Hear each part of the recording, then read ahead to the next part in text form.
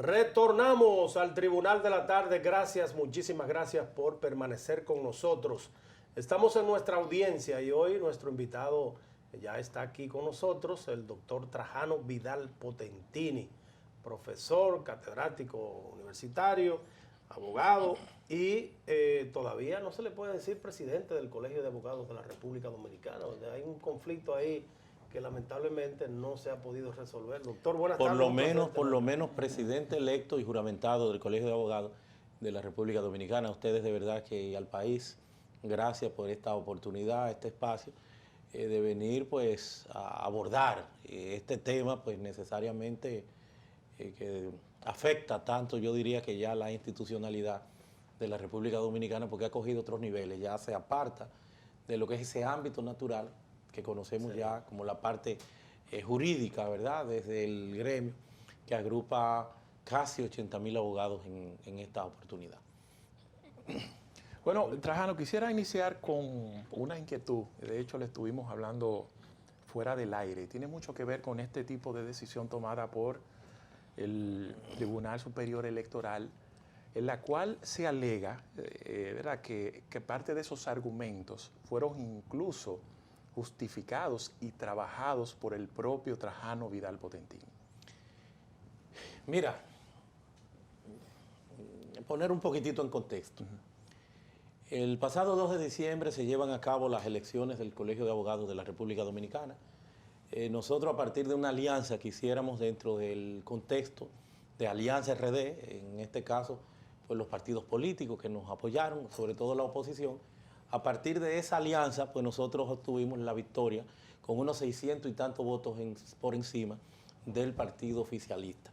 Se ha discutido, se ha cuestionado, eso se conoce ya a nivel nacional, todo este espectro que lamentablemente nos llena de vergüenza, esa es la realidad, de cosas que ya se han venido superando, porque esto parece una película. Digo, se han venido superando. Se habla de 4 millones que se había confesado que habían entregado al candidato que precisamente hace una alianza con nosotros. Ese mismo candidato había intentado hacer una alianza, los acusó de incluso de falsificación al partido oficialista, el PRM, y su candidato. Y todo esto pues trae consigo un sinnúmero de cuestionamientos, de si el notario, si la firma, y todas esas cosas se fueron superando en el entendido de que pues ya los órganos competentes no solamente nos habían proclamado como ganador, sino además también la plancha que nosotros encabezamos a partir de esa alianza, sino además también la juramentación que se llevó a cabo del pasado año, a final de año, el 29 de diciembre. Concomitantemente con todo esto, pues se venían gestando a través del Tribunal Superior Administrativo varias demandas, amparos incluso, que fueron rechazados, y por qué no otras demandas de medidas cautelares que están todavía ahí pendientes y que se estarían conociendo en esta semana, en esta instancia que es la instancia natural. Pero ha seguido todo este escarceo y en un momento se ha ido al Tribunal Superior Electoral y se ha instrumentalizado esa instancia y lograron en un tiempo récord del 27 al 29, no solamente que le fijaran una audiencia de extrema urgencia, sino además que se despacharan con una medida cautelar de forma hasta irracional, porque esa medida cautelar desbordaba la capacidad de ese tribunal y por qué no la propia esencia de una medida cautelar. Una medida cautelar tiene lugar nunca sobre la base de un hecho consumado, sino que una medida cautelar es para impedir algo, en este caso, que suspendieran lo que fuera la juramentación nuestra. Ya esto carecía de objeto porque en el momento ya se había consumado, en el momento que se estaba conociendo, ya se había consumado nuestra juramentación. Entonces inventaron una figura que se extralimita, que rompe el mismo pedimento, la inmutabilidad del proceso, y lo que dicen, bueno, una medida cautelar suspendiendo los efectos de la juramentación. Y ya desaparece para ellos, entonces la urgencia, y ponen eso para 14 días después. Entonces se planteó de que no eran competentes, y esa denominada llamada competencia se la habían adjudicado en virtud de su reglamento jurisdiccional. ¿Qué pasa? Y ha emergido y lamentablemente una especie de campaña sucia, porque veo periodistas adscritos al Tribunal Superior Electoral que hicieron un video y lo pusieron a circular, y también algunos comunicadores, donde dicen, bueno, que yo no puedo alegar ignorancia, que son competentes en virtud de ese reglamento, porque yo fui uno de los miembros que hizo, de los técnicos, que redactó ese reglamento. Sí. Ciertamente sí. Nosotros recibimos una consultoría Pero cuando hicimos nuestra redacción, cuando hicimos nuestro planteamiento, en ese artículo 130, nosotros lo que entregamos, integramos un párrafo que decía que precisamente no es competente ese Tribunal Superior Electoral para temas que no sean del entorno del derecho público. Eso fue lo que nosotros hicimos y ni siquiera lo hemos estado planteando, porque habían otros técnicos que estaban manejando eso y ya es el libre albedrío, es la facultad de ese tribunal, de su pleno, hacer los cambios que entendieran, porque no fue que nosotros redactamos. No es un trabajo que ellos hacen y nosotros entonces hicimos las actualizaciones, yo y no sé cuál es otro técnico más.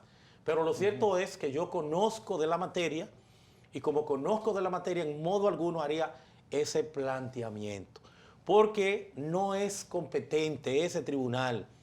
Ese tribunal, su entorno, su enfoque, señores, es atinente al derecho público. Lo electoral no se puede confundir con lo eleccionario. Cuando se trate de una organización de carácter privado, como son los gremios, las ONG, la Junta de Vecinos, eso pudiéramos decir que es eleccionario, no electoral, porque lo electoral es un componente no del derecho privado, como serían estas instituciones, sino todo aquello que tiene que ver con el derecho al voto, que se le ha dado la categorización de derecho fundamental, pero el derecho al voto de lo electoral, de lo nacional, del acceso, señores, a los poderes públicos, del acceso a lo que son los referéndums, los plebiscitos, a todo lo que tiene que ver con ese trabajo que hace Junta Central Electoral. Recuerden que el Tribunal Superior Electoral es un desprendimiento de la Junta. Y ustedes nunca han escuchado que la Junta Central Electoral tiene que ver con un gremio, tiene que ver con una Junta de Vecinos. No, esto es un entorno público, acceso a los cargos públicos, y por eso la Constitución delimita en el artículo 214 lo que son las funciones y facultades de ese tribunal, los contenciosos electorales de los partidos políticos, agrupaciones y movimientos, y los diferéndums como participación política que concurran entre estos. Nunca explayarse a un ámbito de naturaleza privada, que hoy es el Tribunal Civil, si se trata de un gremio que no está configurado por una ley, y para los gremios como el Colegio de Abogados configurado por una ley, se ha dado el Tribunal Superior Administrativo, es la Constitución. Su ley orgánica no le augura tampoco esa competencia. Entonces, en este sentido, lo más reciente de todo lo que se puede denominar, lo que quizás algunos desde fuera vemos, este vía crucis de la elección del presidente del Colegio de Abogados, ahora lo que se ha dispuesto de un nuevo reconteo de los votos sin reconocer las alianzas.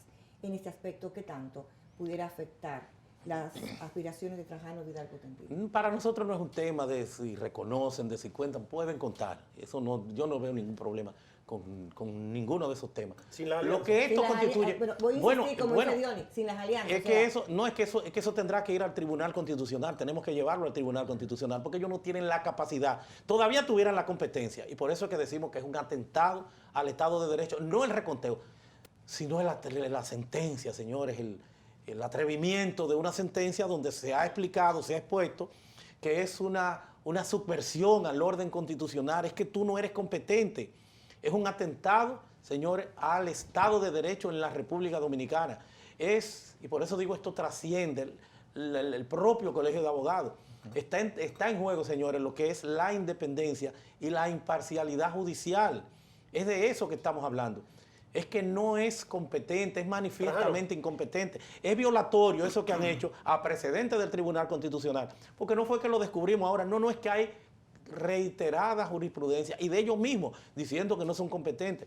Eso hace mucho tiempo que está certificado, por eso se levantó en armas todos los juristas más connotados en el ámbito del derecho constitucional y lo han explicado, lo habían expuesto en estos días y por eso nosotros aspiramos a que reflexionaran.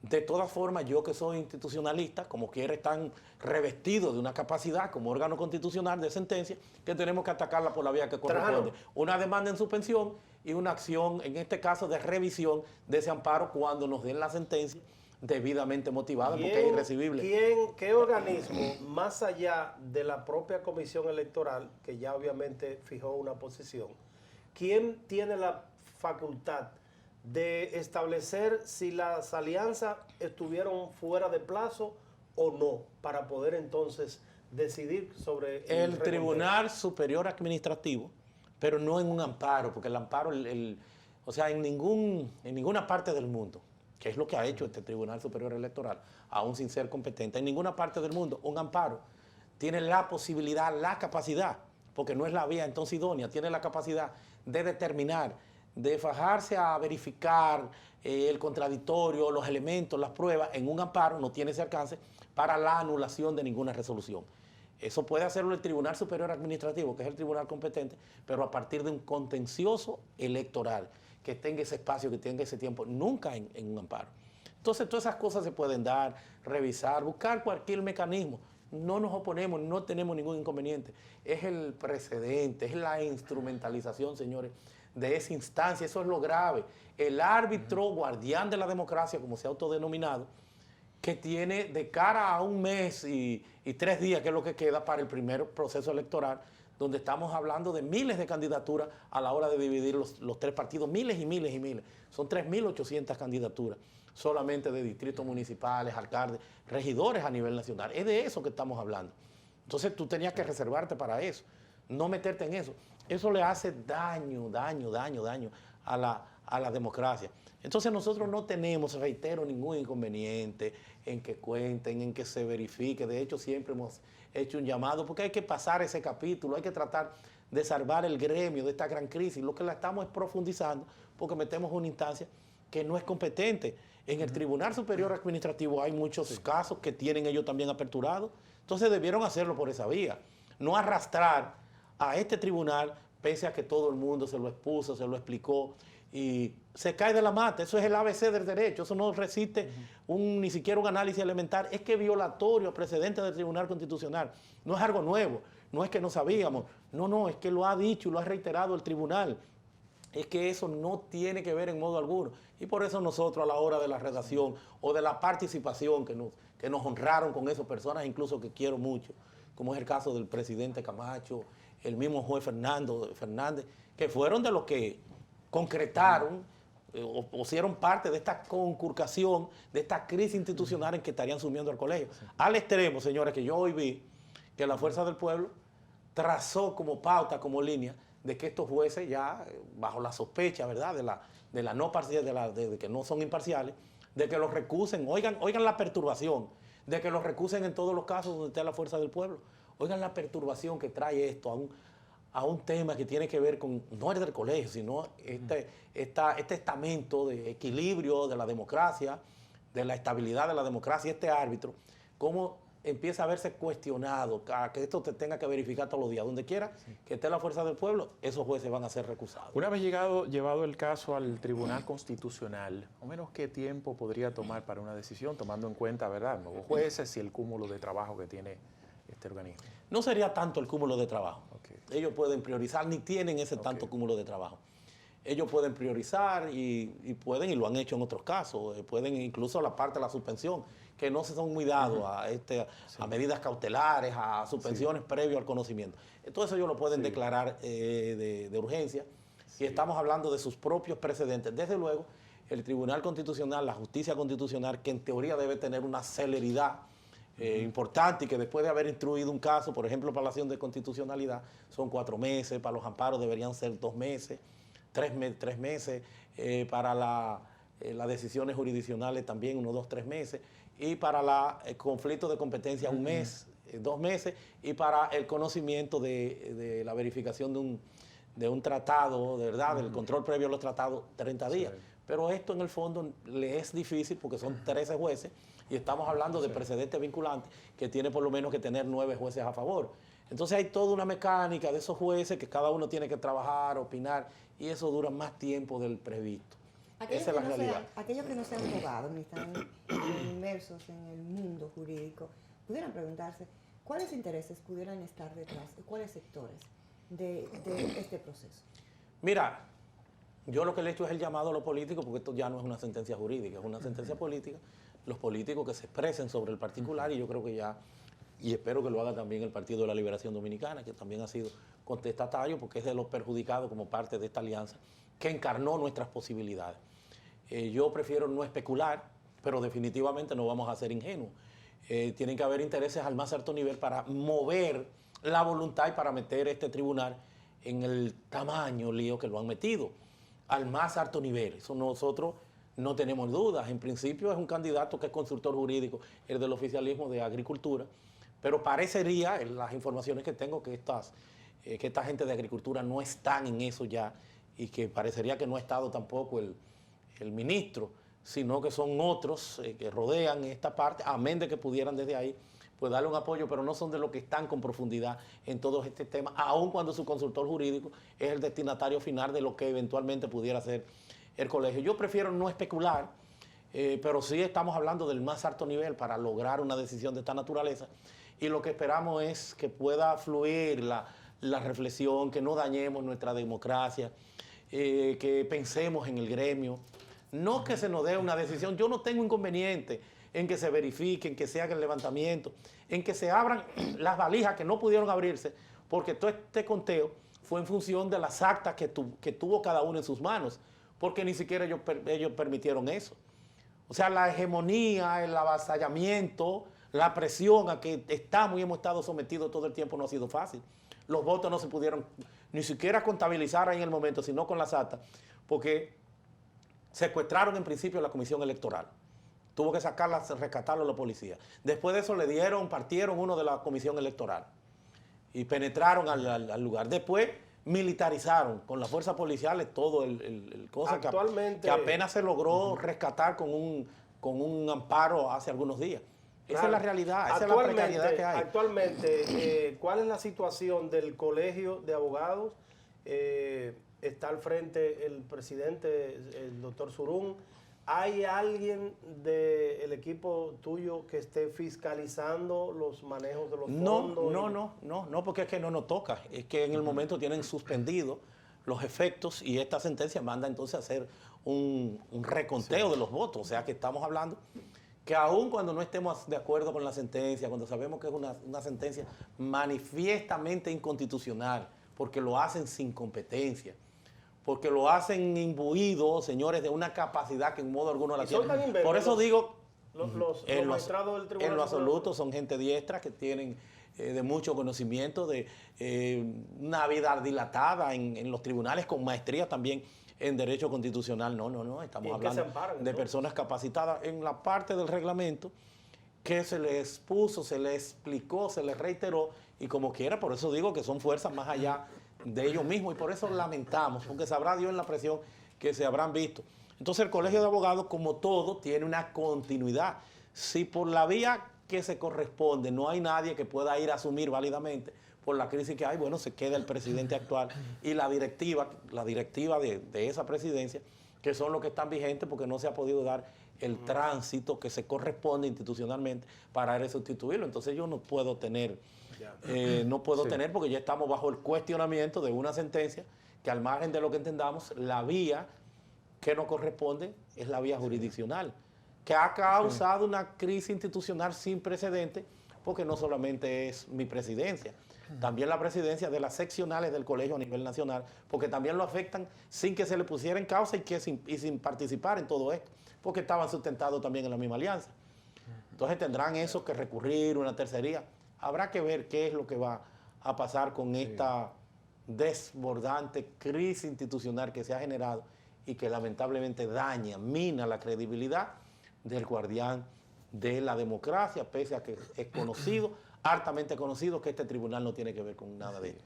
Ojalá que pueda haber una especie de cumbre, que se pueda subsanar esto, más que el mismo colegio. A mí me preocupa, por eso te digo, está en juego la independencia judicial, la imparcialidad judicial. O sea, la lectura de esto es preocupante. Y por eso no nos pasaba por la cabeza de que ni remotamente pudiera ocurrir esto. Una inquietud final que no está directamente vinculada a la crisis que se ha dado en el Colegio de Abogados, pero sé que mucha gente se lo pregunta de todos estos cuestionamientos. Los fondos que reciben dependen, son estatales. Sé que hay una gente, un grupo que lo interpreta este gremio como parte del Estado Dominicano. Mira, lo primero es que aun cuando es una corporación de derecho público, la naturaleza es a partir de la estructuración que dan los abogados en la harta labor que desarrollan los abogados. Pudieran eso considerarse eventualmente, no fondos públicos, pero qué sé yo, que vienen de un entorno público. Pero lo que el Tribunal Constitucional ha dicho en dispositivo, en una sentencia que ha publicado, por lo menos el dispositivo, es que la Cámara de Cuentas parcialmente puede hacer una auditoría en el Colegio de Abogados. Entonces, si estamos hablando de parcialmente, se debió haber configurado, se debió haber previsto llevar dos contabilidades. una de fondos que hay ahí que no está en discusión, que no son parte del entorno del presupuesto general del Estado, o sea, no te lo da, no es por la vía impositiva. Y los otros que son entonces los que entran directamente por las certificaciones, por el laborantismo, por el día a día de lo que maneja el Colegio de Abogados. Entonces, evidentemente, que el Tribunal Constitucional pues descarta a la Cámara de Cuentas en realidad para esos fines. Que hubiese sido un palo la Cámara de Cuentas, porque no hay que pagarle un centavo. La Cámara de Cuentas es de todo. Pero eso poco importa, porque que llega al Colegio de Abogados lo primero que tiene que hacer es un levantamiento, una auditoría. Y no es solo ahí está el Instituto de Auditores, que bien pudiera servir para presentarte una terna. En caso ya finalmente, el caso de Trajano Vidal Potentini, ¿hará una auditoría privada o con la misma Cámara de Cuentas? Bueno, es que no le toca. La Cámara de Cuentas no está auditando ni siquiera el 1% de lo que le corresponde a ellos. En el caso nuestro vamos a hacer, sí, hay que hacer un levantamiento. Eso es lo primero, no Trajano, no cualquiera que llegue. Y vamos a examinar la sentencia del Tribunal Constitucional. Acuérdate que es precedente vinculante y yo soy institucionalista, yo creo en eso. Yo voy a observar, yo voy a respetar eso. Entonces tengo que ver la sentencia del Tribunal Constitucional, qué es lo que plantea, qué es lo que dice. Pero eso no tiene inconvenientes. Si ellos, o una privada con toda la certidumbre a través de un órgano como lo es, por ejemplo, el Instituto de Auditores Dominicanos, que perfectamente pudiera someter o presentarte una terna. Pero hay que hacerla cualquiera que llegue. Así ha de ser. Trajano, mencionabas hace un rato de que también el Partido de la Liberación Dominicana pues está interesado en darle seguimiento a este caso, pero uno a lo que pasó con su representante en ese momento, quien fue desligado de por vida, expulsado de por vida del Partido de la Liberación Dominicana. ¿En manos de quién recae esta representación en este momento? No, porque el partido tiene lo que es dignidad jurídica, lo que es su corriente gremial. En virtud del acuerdo que hicimos. ¿Pero quién como representa partido, ahora dignidad jurídica? Bueno, es que hay varios, está Daniel Rondón, son varios los abogados, Manuel Galván, hay varios representantes, está el diputado que son todos, Mayobané Martínez, que son todos parte de dignidad jurídica, y a partir de ahí tienen una integración en los términos de la proporcionalidad dentro de la plancha, Elizabeth Pérez, que es quien preside, y son ellos quienes están y que eran parte de esa otra plancha a lo que se le reconoció eso. El señor Diego José García, bajo todos esos cuestionamientos, que olímpicamente, sin tener calidad también, sin tener interés, porque usted perdió, usted no le va a beneficiar en nada en esa sentencia, es el que lleva también el amparo en el Tribunal Superior Electoral.